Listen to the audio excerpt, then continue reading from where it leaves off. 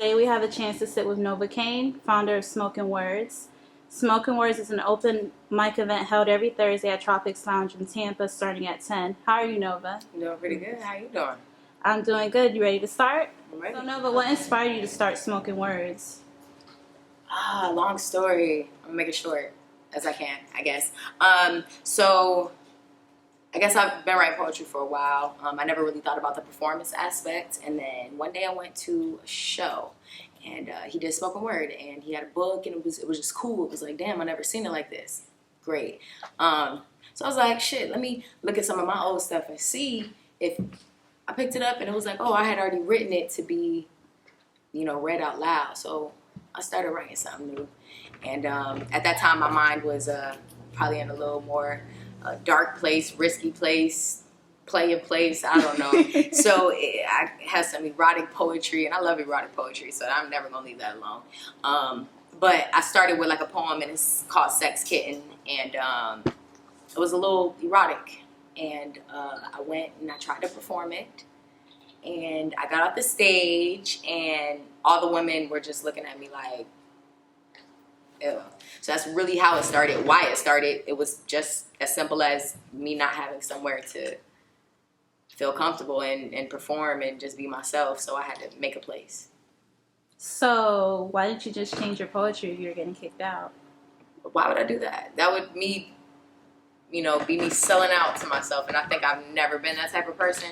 Ever since I was young, I felt like that was the only thing I had was being true to myself. It's all you guys. Yourself, really. So if you don't know who you are and you're lost and confused and trying to figure that out, then you fucked all over. So I couldn't change myself. I couldn't do that. Now I'm older and I understand the quality of being able to have poetry to fit in different places and to be able to perform in different types of places. But I'll never leave, from being stop from being myself. Yeah.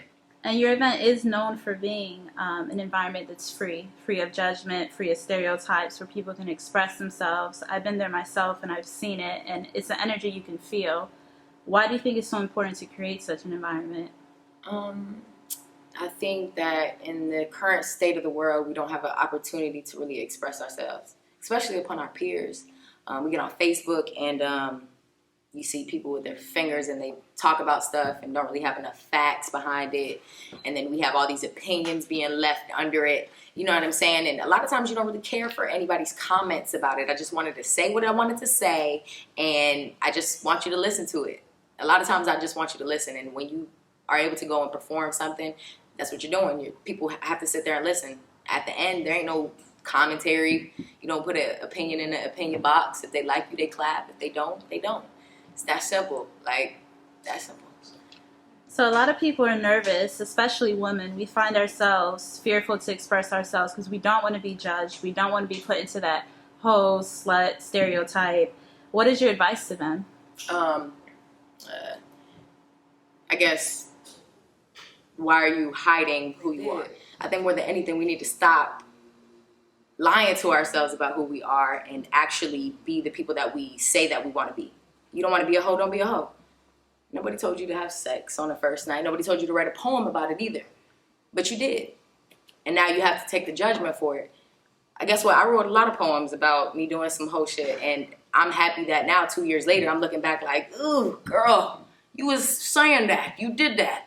But now I'm just like, oh yeah, the poetry now, people know I'm in a whole nother space. I'm a whole nother person.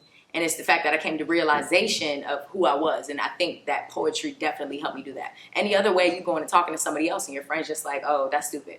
Or, you talking to somebody else and they just like, oh, girl, get it. You know how many friends I got that encourage whole shit?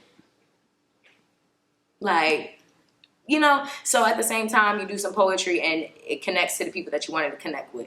I write stuff and a girl started crying in the audience before. And I was just like, that touched me. It was just like, I wrote something emotional. It was just like, you felt that. That means it was real. That means that, it hits other people on other levels. So, yeah. How do you embrace your sexuality as a woman? Why do you feel it's important? Sexuality is, I think, the biggest part of, womanhood. We realize that everything comes from sex. Life comes from sex. Everything is based on, on sex, really. So I think that once you kind of embrace who it is that you are, what it is that you want, what it is that you don't want, who it is that you want to be, maybe if you decide you want to have children, what type of mother you want to be. When you sit down and assess all of that together, you find out who you are, but you can't do that without really finding out who you are as a person. If I didn't decide, hey, I want to be with a woman and I want to share this type of life with her, I don't think, I feel like I probably would have had a kid already. But I was real with myself. Me embracing my sexuality, and encouraging other people to do it, it's just another form of freedom.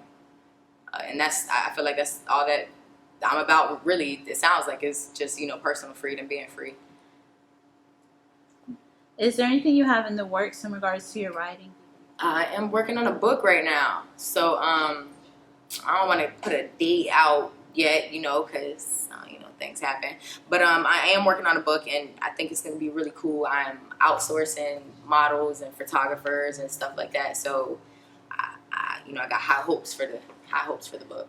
What is your advice to people who may envision doing something that hasn't been done before? I would say do it. If it hasn't been done before, and you feel like you can bring something to it, if you feel like it can work for you or you can work for it, do it. But don't do something that you're not interested in just because there's an avenue open. And then you waste money, you waste time, you burn bridges because, people come in and out of all these type of business agreements. So again, if it's not something that sets your heart on fire, don't do it just because somebody else is doing it. If you have a homegirl that you see a business building open and it's cheap and it's already set for a salon and your homegirl do hair, give it to your homegirl. What you need a salon for? You don't even do hair. You know what I'm saying? But yeah, just I would say go for it though. If it's for you, go for it. Hell yeah. What are some of the benefits and setbacks of being a business owner?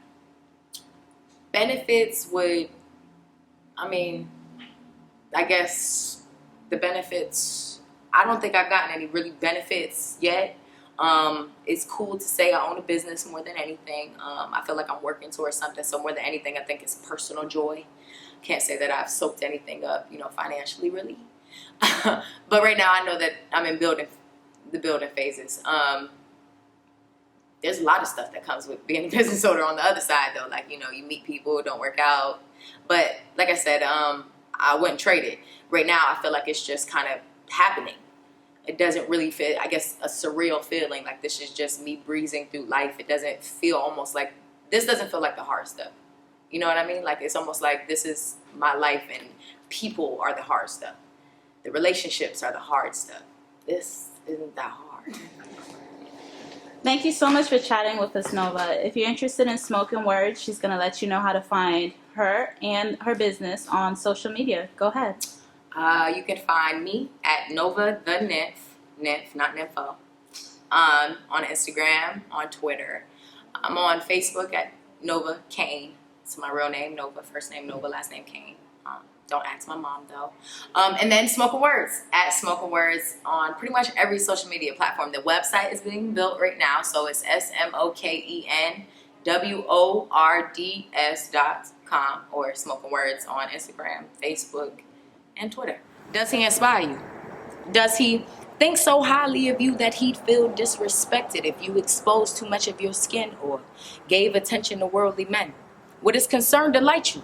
Could a God-fearing man entice you? Would waiting for marriage be delightful? I just wonder what kind of woman are you if your ethics are of significance before you go praying for a man with value. Don't drag a king down, Eve. Don't take that man's crown, thief. Don't feed that man poison fruits because you're damaged and you're full of confused and misplaced anger. You can stop it there.